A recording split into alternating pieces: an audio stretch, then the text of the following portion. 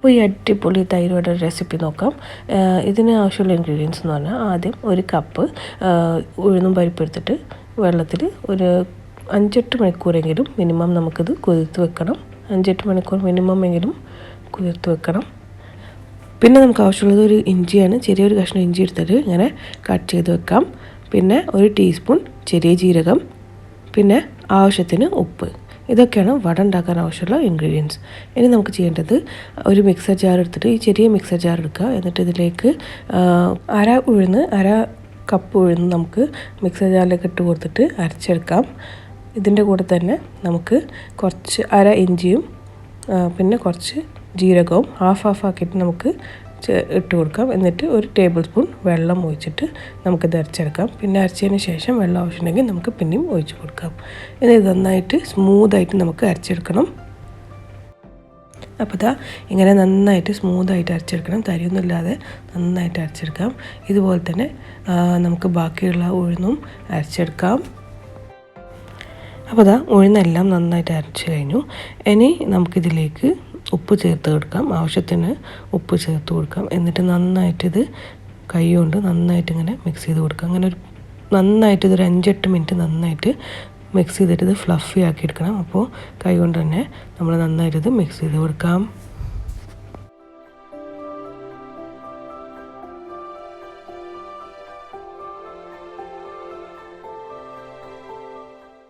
അങ്ങനെ നമ്മൾ മാവ് നന്നായിട്ട് ഫ്ലഫിയായി വന്നിട്ടുണ്ട്. ഇതുപോലെ ആവണം. നിങ്ങൾക്ക് ചെയ്താൽ തന്നെ മനസ്സിലാവും.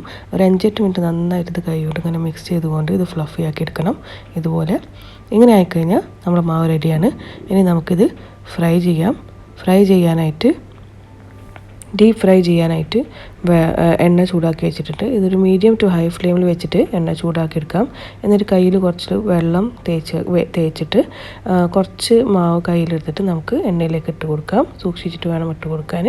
ഇതുപോലെ എത്രയാണ് വട ഉണ്ടാക്കേണ്ടത് അത്ര വട ഇതിലേക്ക് ചെറുതായിട്ട് ഇട്ട് കൊടുക്കാം. ഇനി ഇത് മാറ്റിയിട്ടും മറിച്ചിട്ടും സൈഡൊക്കെ മറിച്ചുകൊണ്ട് നമുക്ക് ഒരു ചെറിയൊരു ഗോൾഡൻ ആക്കി എടുക്കാം. കുറേ ഗോൾഡൻ ആവേണ്ട, ചെറിയൊരു കളർ മാറിയാൽ മതി. ഇതുപോലെ ഒന്ന് മാറ്റിയെടുക്കാം. അപ്പോൾ നമ്മൾ വട റെഡിയാണ്. ഇത് കോരിയെടുക്കാം. എന്നിട്ട് ബാക്കിയുള്ള വടയും ഇങ്ങനെ ഫ്രൈ ചെയ്തെടുക്കാം. അപ്പോൾ നമ്മളെ വട റെഡിയാണ്. ഇനി ഒരു പാത്രത്തിൽ ഇളം ചൂടുവെള്ളം എടുക്കണം. വലിയ ചൂട് വേണ്ട, കുറേ ചൂടും വേണ്ട, ചെറുതായിട്ടൊന്ന് തണുപ്പ് മാറിയാൽ മതി വെള്ളത്തിൻ്റെ. അങ്ങനത്തെ വെള്ളം എടുത്തിട്ട് ഇതിലേക്ക് നമുക്ക് ഈ വടകളെല്ലാം ചേർത്ത് കൊടുക്കാം. ശേഷം ഒരു 5-8 മിനിറ്റ് ഈ വെള്ളത്തിൽ നമുക്കിത് കുതിർത്തെടുക്കാം. എന്നിട്ട് 5-8 മിനിറ്റ് നന്നായിട്ട് വെള്ളത്തിൽ കുതിർത്തെടുത്തിട്ടുണ്ട്. ഇനി നമുക്ക് ഓരോ വട എടുത്തിട്ട് ഇതിന്ന് വെള്ളം ഒന്ന് പിഴിഞ്ഞെടുക്കാം. ഇതുപോലെ ആയിട്ടുണ്ടാവും. വെള്ളമൊക്കെ ഉള്ളിൽ സോക്ക് ചെയ്തിട്ടുണ്ടാവും. ഇനി ഇങ്ങനെ ഒരു ചെറുതായിട്ടൊന്ന് പ്രസ് ചെയ്തിട്ട് നമുക്ക് അതിൻ്റെ ഉള്ളിലെ വെള്ളമൊക്കെ പിഴിഞ്ഞെടുക്കാം. ബാക്കിയുള്ള വട എല്ലാം നമുക്ക് വെള്ളം ഇങ്ങനെ പിഴിഞ്ഞെടുക്കാം. അപ്പോൾ വെള്ളമൊക്കെ പിഴിഞ്ഞെടുത്തിട്ട് നമ്മളെ വട റെഡിയാണ്. ഇനി നമുക്ക് വേറെ ഒന്നും ചെയ്യാനില്ല. ഒരു പ്ലേറ്റ് എടുത്തിട്ട് ഇതിൻ്റെ മുകളിൽ ചട്നിയും തൈരൊക്കെ ഇട്ട് കൊടുക്കാം. ഇനി നമുക്കിത് തൈര് വട ഉണ്ടാക്കാൻ ആവശ്യമുള്ള ഇൻഗ്രീഡിയൻസ് എന്തെല്ലാമാണെന്ന് നോക്കാം. സെർവ് ചെയ്യാൻ ആവശ്യമുള്ള ഇൻഗ്രീഡിയൻസ് ഇതിനായിട്ട് ഇവിടെ മധുര ചട്നി എടുത്തിട്ടുണ്ട്, പിന്നെ ഗ്രീൻ ചട്നി എടുത്തിട്ടുണ്ട്.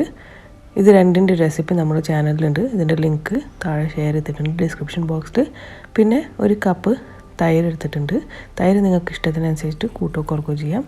കുറച്ച് ചെറിയ ജീരകപ്പൊടി, കുറച്ച് ചുവന്ന മുളക് പൊടി, പിന്നെ പഞ്ചസാര ആവശ്യത്തിന്. പിന്നെ ഇത് ഓപ്ഷണലാണ്. ഇത് സേവ് എന്ന് പറയും. മിക്സർ പോലത്തൊരു സാധനമാണ് സേവ്. ഇത് ഓപ്ഷനാണ്, ഇല്ലെങ്കിലും കുഴപ്പമില്ല. ഇനി ചെയ്യേണ്ടത് ആദ്യം തൈര് എടുത്തിട്ട് ഒരു വലിയ പാത്രത്തിലേക്ക് ഇട്ട് കൊടുക്കാം. എന്നിട്ട് ഇതിലേക്ക് ആവശ്യത്തിന് പഞ്ചസാര ഇട്ട് കൊടുക്കാം. ആവശ്യത്തിന് പഞ്ചസാര ഇട്ട് കൊടുത്തതിന് ശേഷം കുറച്ച് ഉപ്പ് ചേർത്ത് കൊടുക്കാം, ഒരു നുള്ള്. എന്നിട്ട് നന്നായിട്ട് ഇത് ബീറ്റ് ചെയ്തെടുക്കാം. നന്നായിട്ട് ബീറ്റ് ചെയ്യണം.